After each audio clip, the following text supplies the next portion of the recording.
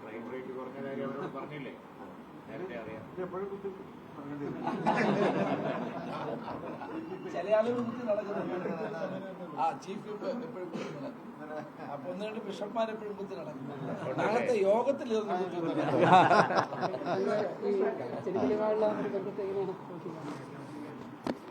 Ramesh G ഇവിടെ പറഞ്ഞതുപോലെ വളരെ വർഷങ്ങളുടെ ഒരു ഞങ്ങളുമായിട്ടുള്ള ബന്ധമാണ് ഉള്ളത്.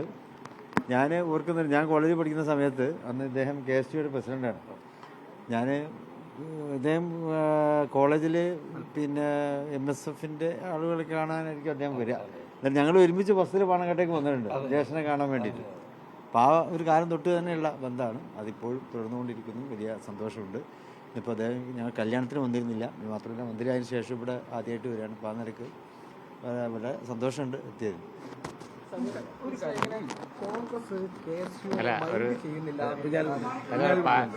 അല്ല അദ്ദേഹത്തിൻ്റെ ഇപ്പോഴത്തെ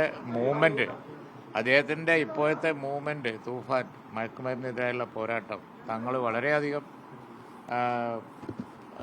ഉയർത്തിപ്പിടിക്കുന്ന ഒരു പരിപാടിയാണ്. പ്രസംഗങ്ങളിലും ഫേസ്ബുക്ക് പോസ്റ്റ് ഇട്ടു, പ്രസംഗങ്ങളിലും അതുപോലെ തന്നെ പള്ളികളിലും ഒക്കെ എല്ലാവരും ഏറ്റെടുത്തൊരു ക്യാമ്പയിനാണത്. കുറ്റകൃത്യങ്ങളൊക്കെ കുറയുക എന്ന് പറഞ്ഞാൽ വലിയ ശതമാനം അല്ലേ? ഞങ്ങളെ സംഭാഷണ വിഷയം അതായിരുന്നു. ഇന്നത്തെ രാഷ്ട്രീയമില്ല എന്ന് പറഞ്ഞാൽ ശരിയായി. ഇന്നത്തെ സംഭാഷണ വിഷയം മുഴുവൻ തൂഫാൻ്റെ ഇഫക്റ്റ് എത്രത്തോളം ഉണ്ട് എന്നുള്ളതായി. ചെറിയ കാര്യമല്ല, അത് വലിയ കാര്യമാണ്. വളരെ സന്തോഷമുണ്ട്. ഈ പാലായി തുടരാൻ ഇനിയും കഴിയുന്നില്ല. തങ്ങന്മാരെ ബുദ്ധിമുട്ടിക്കണ്ടല്ലോ, അതുകൊണ്ട്